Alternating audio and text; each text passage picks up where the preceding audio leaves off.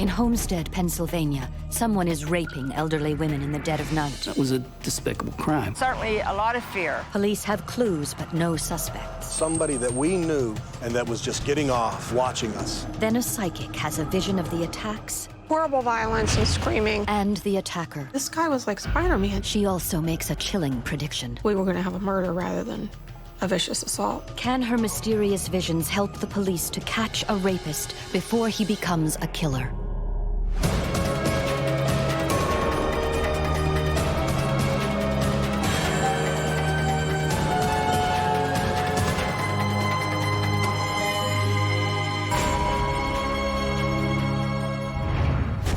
Homestead, Pennsylvania, a small neighborly town on the outskirts of Pittsburgh.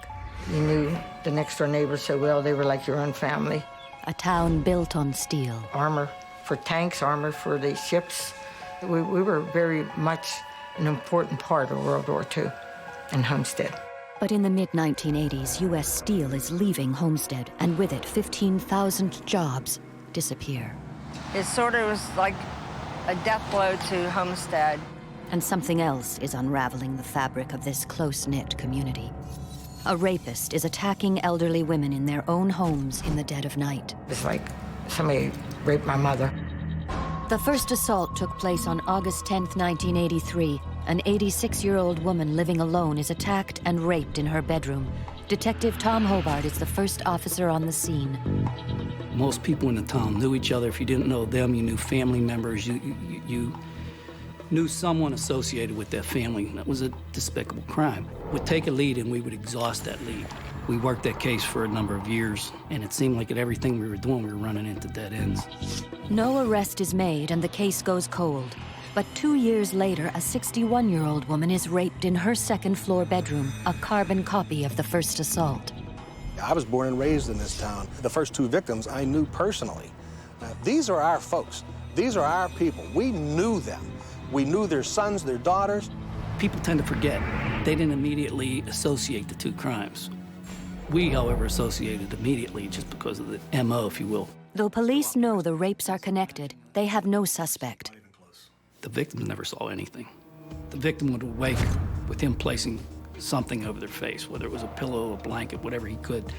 But he always covered their face. We knew fingerprints matched, but we couldn't match them to anybody at the time. We had serology matches and pubic hair samples. Forensics evidence told us that he was a black male. We knew he was a rather large man. The victims, when they would describe, they'd actually use their hands and say, you know, I grabbed him and his arms were big. You take a small area that is saturated with dogs and none of the dogs barked. We knew that this individual responsible lived in the immediate neighborhood.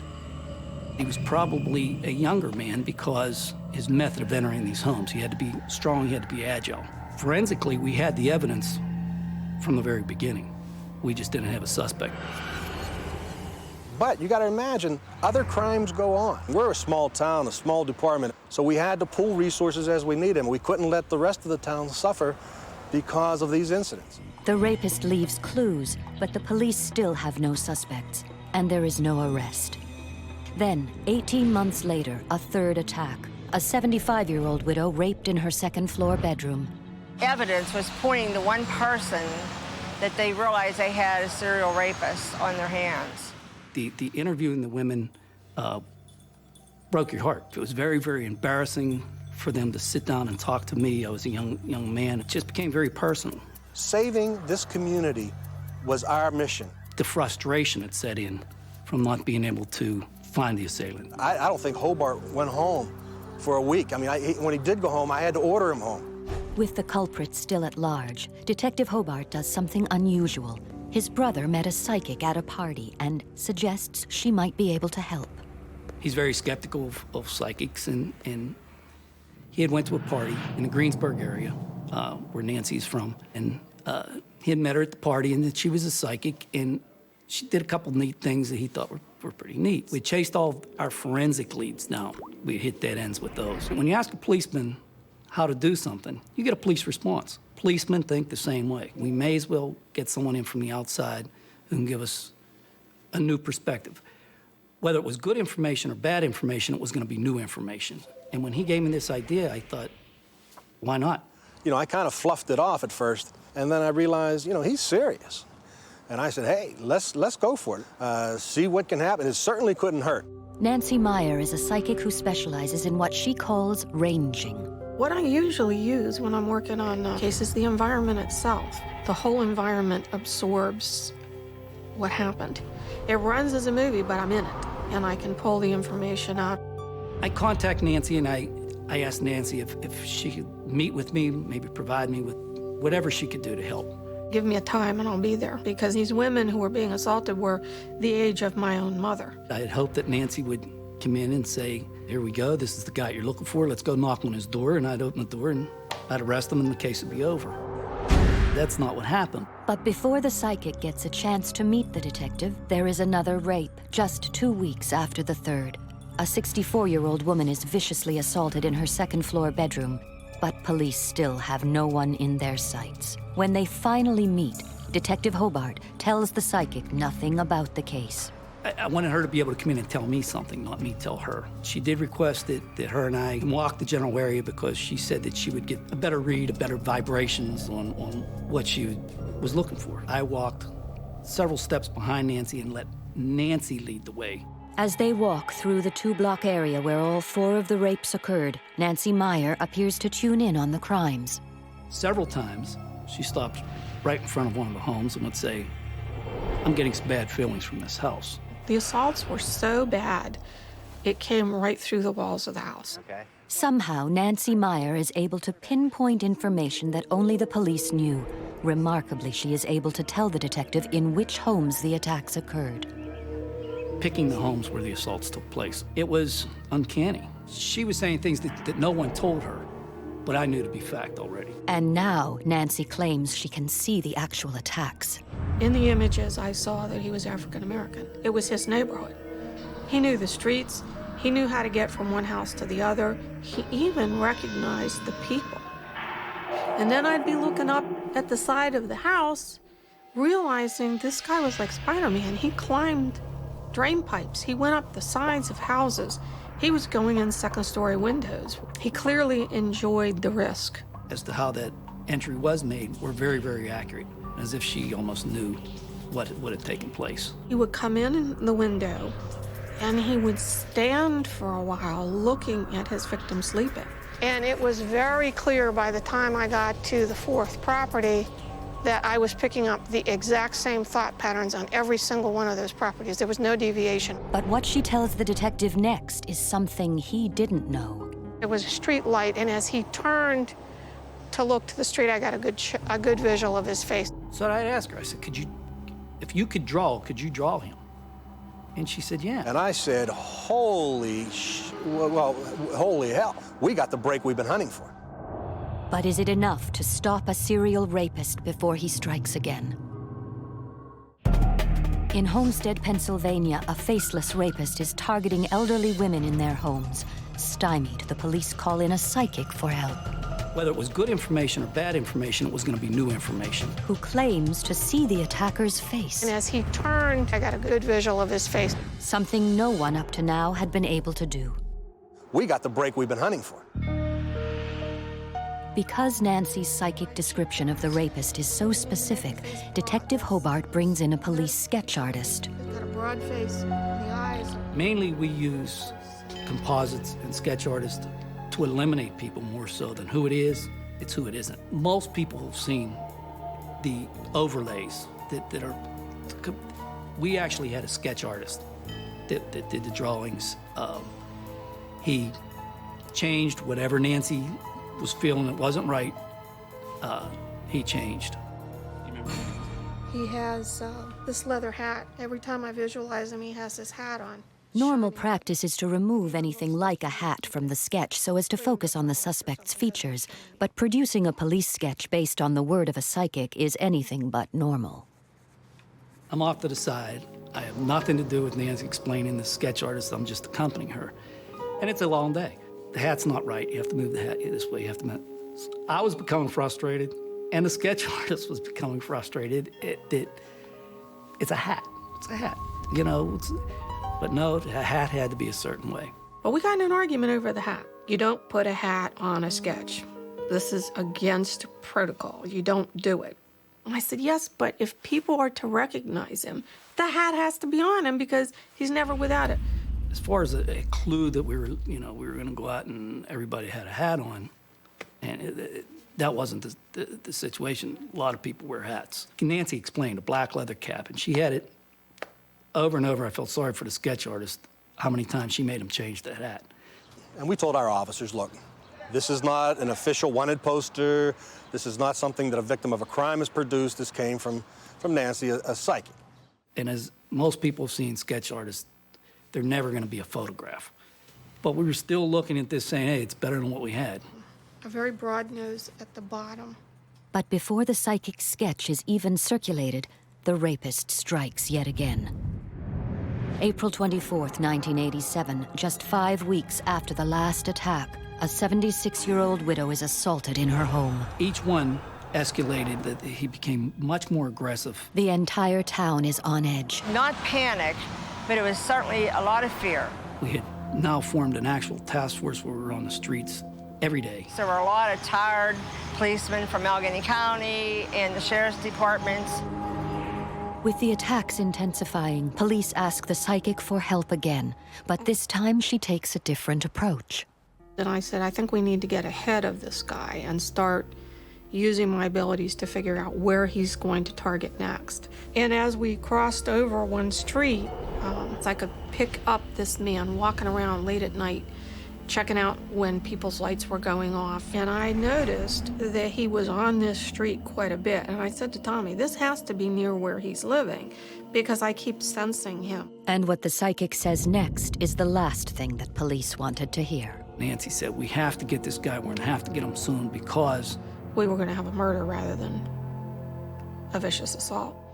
And with the psychic's next revelation, the investigation takes an astonishing turn. And I felt him checking a house out particularly closely. And she said, this is not one of your victims, but I'm getting some bad energy coming from this house. Do you know who lives here? There was no indication of the house that who lived there. There was no special signs on the door or anything like that. It looked like any other house in the neighborhood. So when she picked that out, it raised the hair on my neck because there was no reason for Nancy to be able to pick that particular house out and not knowing anything about the resident of the house. However, I knew that that was a relative of the chief's. For Police Chief Kelly, the case has just become up close and personal. He takes the psychic's warning seriously and stakes out his grandmother's house. I got my German Shepherd. Tell him to come on. Bring it on. When you're sitting there in the silence waiting for something brutal to come in, you knew that probably it was going to be a life or death situation. You're aware of every single sound in the night. You can hear your heart pound. Adrenaline takes over. And you're crushed when any of these ladies are victimized the way they were. And it's personal. But the chief's grandmother isn't the next to fall prey to the rapist. 2 weeks after Nancy's chilling prediction, on a hot June night, an 86-year-old woman living just yards from the chief's grandmother becomes victim number 6. I was devastated. It was at a lady's house who shared the same alley and the same ethnic last name. In fact, they were related. It was like, ha ha, I know you're here. I can still do it. Despite working night and day, police appear no closer to capturing this elusive predator. Many times, I would get up out of bed, come to Homestead, hide in an alley, sit in a car, sit on the side of the road, hoping that I would see something. The police were passing out boat horns for the women, 200 of them, in fact, so that they could blow a horn and at least have the police come because they were loud horns. They were advising people to buy dogs. We were doing everything humanly possible. The residents were living in a lockdown fear. It wasn't a community that has whole house air conditioning. It was hot, it was summertime, it was blazing hot. They couldn't open a window and put a fan in the window for fear that someone would crawl through that window. They lived in jail while the perpetrator was probably walking around watching us. And we had to catch this guy.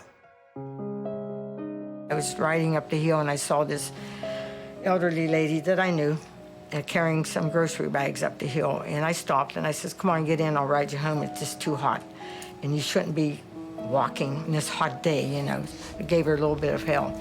And when I dropped her off at her house, I personally had said to her, check your windows and just be careful.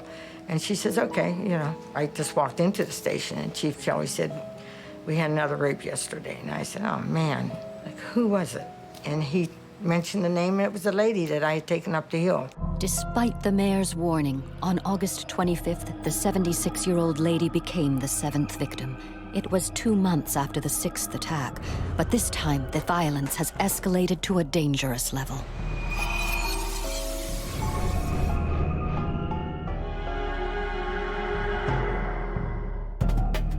Fear has gripped Homestead, Pennsylvania. A serial rapist is preying on elderly women, and police seem powerless to stop him. These are our people. We knew them. Chased all our forensic leads now. We hit dead ends with those. The frustration had set in. Psychic Nancy Myer is helping with the investigation. She's certain, if not caught soon, the rapist will turn killer. We were going to have a murder rather than a vicious assault.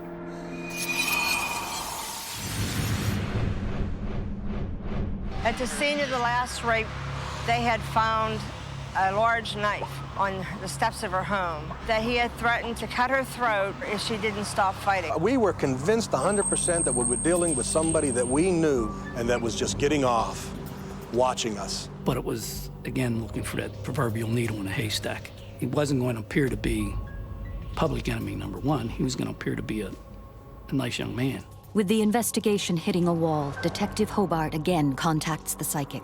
After the last victim, Nancy and I spoke again.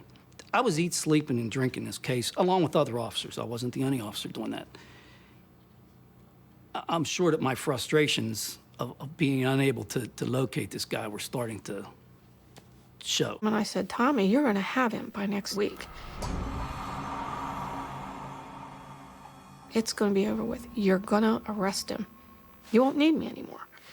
I'll believe that when I see it. And but he said, gee, I hope you're right. I said, I hope I'm right. I hope this nightmare's over with. And then, the break the entire town has been waiting for. None of our victims had anything ever taken from them until our last victim. One of those items was a shotgun.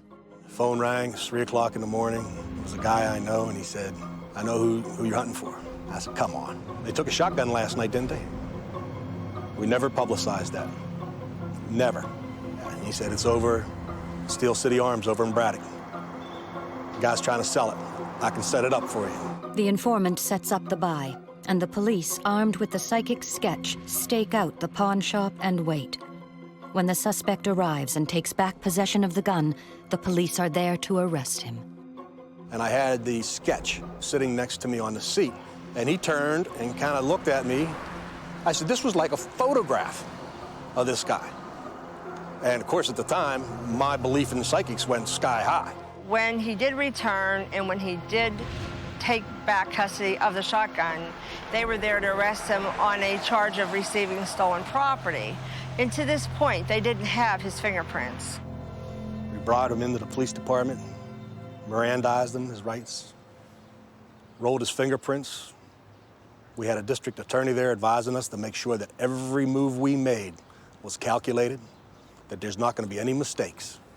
This man is going to go to trial. There's not going to be any motions to suppress. There's not going to be any technicalities to walk on. We called a fingerprint expert. When he compared the prints, he just looked up and said, gentlemen, it's over.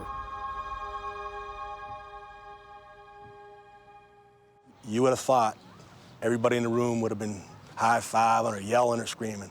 Wasn't a sound in the room. Matched the fingerprints, and all the forensic evidence on down the line matched. After 4 years and 7 vicious attacks, the man arrested is 22-year-old Dennis Foy. Unemployed, Foy lived with his parents on the same block where one of the rapes occurred. Foy's arrest in the fall of 1987 came after his case received not only local but national publicity. I think my feeling is for the victims, and they're through it, and so am I. Thank God that these women that were raped were heroes enough to go to court. You saw 3 widows and a woman who had never married, who had told police she in fact had been a virgin, a 76-year-old woman, had to testify in detail. A year later at his trial, Foy faced the women he violated. In court, the jury hear the intimate details of Foy's trail of terror. He knew his victims and staked out their homes, waiting for his chance. He broke in by scaling the side of a house and entering through a second-floor window. Inside, he attacked the defenseless women and stifled their cries for help with a pillow or whatever else was nearby. Sometimes he tied their feet and hands. He threatened his final victim with a knife. The judge described his acts as unspeakable. Foy is convicted on all counts and receives 100 years in maximum security prison.